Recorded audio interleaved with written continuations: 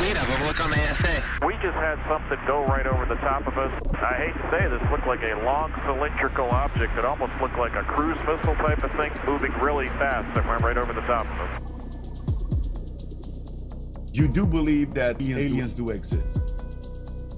The aliens are not there.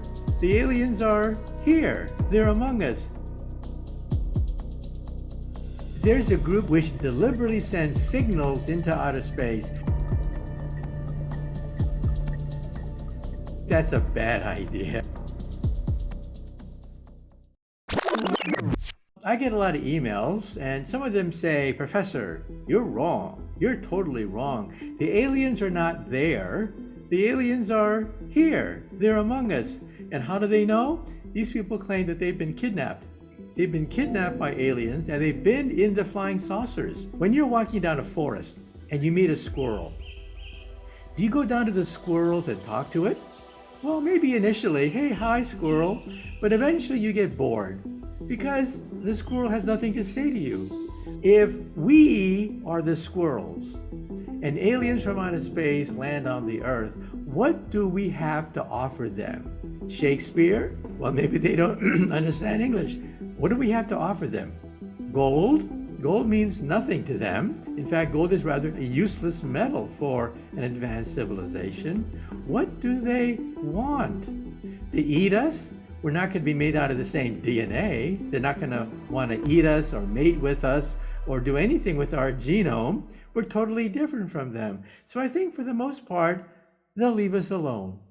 They'll say, "Oh, nice squirrel," and leave us alone.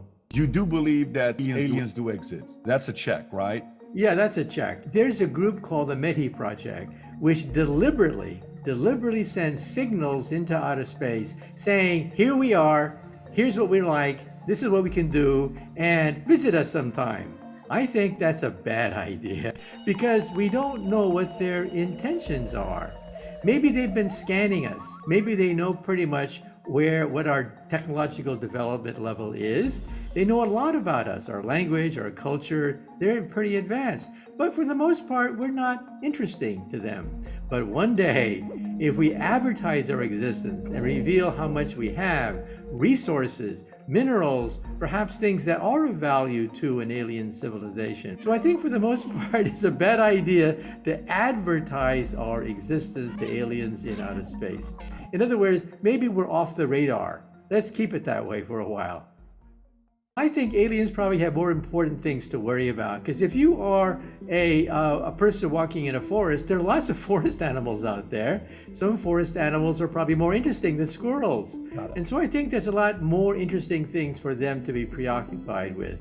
And so I think for the most part, we should lie low. You know, we've analyzed 4,000 planets so far, 4,000. Of which roughly 20% seem to be Earth-like. Now that expanded into the galaxy means that there are billions of Earth-like planets, maybe a little bit bigger than the Earth, but billions of Earth-like planets out there. To assume that we're the only one, I think, is the height of arrogance. Many of my friends, you know, they're all physicists. When you talk aliens to them, their eyes kind of like roll up into the heavens and they start to shake their heads. That's the giggle factor. That whenever you talk to them about that. And why do they giggle? They say the distance between stars is so great, it would take hundreds, thousands of years for them to reach us. But you see, that assumes they are 100 years ahead of us. And of course, 100 years ahead of us, a civilization like that cannot reach the Earth. But for the moment, think of what could happen if they are 1,000,000 years ahead of us. If they are 1,000,000 years ahead of us, and our science is only 300 years old, 300 years ago we lived in witchcraft, sorcery, magic. That's where we were 300 years ago. If they're 1,000,000 years ahead of us, which is a blink of an eye because the universe is 13.8 billion years old, then think that their understanding of the laws of physics would be completely different from our understanding of the laws of physics. You see, our understanding of the laws of physics break down at the instant of creation, the Big Bang, and the center of a black hole. We don't know anything about the center of a black hole or the instant of creation. New laws of physics open up, perhaps wormholes, gateways that allow us to go faster than the speed of light.